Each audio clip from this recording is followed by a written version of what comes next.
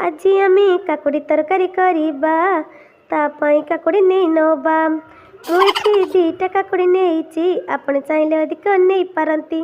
ନଡ଼ିଆ ଫାଳେ ନେଇଛି, ଆପଣ ଗୋଟେ ନଡ଼ିଆ ନେଇପାରନ୍ତି। ପ୍ରଥମେ ତାକୁ ଧୋଇ ଧାଇକି କୋରିଦେବା। ମସଲା ସବୁ ବାଟି ଆଣିବା। ମସଲାରେ ଆମେ ଖାଲି ସୋରିଷ ନେବେ, ଜିରା ହେଇଗଲେ କାମ ଚଳିଯିବ। ଏବେ କୋରାକୋରି ମୋର ସରିଗଲା। ଗ୍ୟାସରେ କଢ଼େଇ ବସିଗଲା। ତାପରେ ଗୋଟା ଲଙ୍କା କିଛି ରଖିଥିବେ, ତରକାରୀ ଯଦି ଭଲ ଖାଇବେ।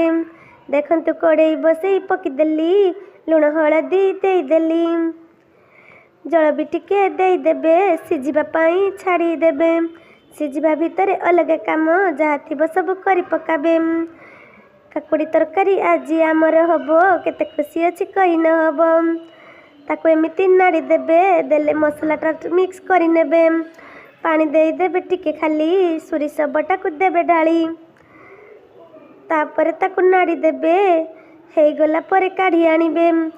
କଢ଼େଇକି ପୁଣି ବସିଦେବେ, ସୋରିଷ ତେଲକୁ ପକାଇଦେବେ, ଜିରା ପଞ୍ଚ ଫୁଟଣ ଦେଇଦେବେ, ଗୋଟିକା ଲଙ୍କା ପକାଇଦେବେ, ପିଆଜ କାଟିକି ରଖିଥିବେ ସେଥିରେ ମିଶାଇ ଦେବେ, ଲଙ୍କା ଗୁଣ୍ଡ ଟିକେ ପକାଇବେ। ତାପରେ କାକୁଡ଼ି ସିଝାକୁ ଢାଳି ଦେବେ। ଏପଟ ସେପଟ ନାଡ଼ି ଆଣିବେ, ପଖାଳ ଘିନି ବସିଯିବେ।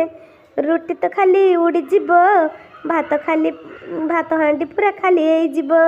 ହେଇଗଲା ଆମ କାକୁଡ଼ି ରାଇ। ଭିଡ଼ିଓ ଭଲ କରିଥିଲେ ଲାଇକ୍ ନ କରି ଯିବେ ନାହିଁ।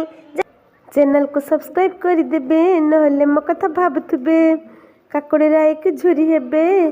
ଭିଡ଼ିଓ ରଖିଲି, କାଲି ଦେଖା ହେବ। ଜୟ ଜଗନ୍ନାଥ।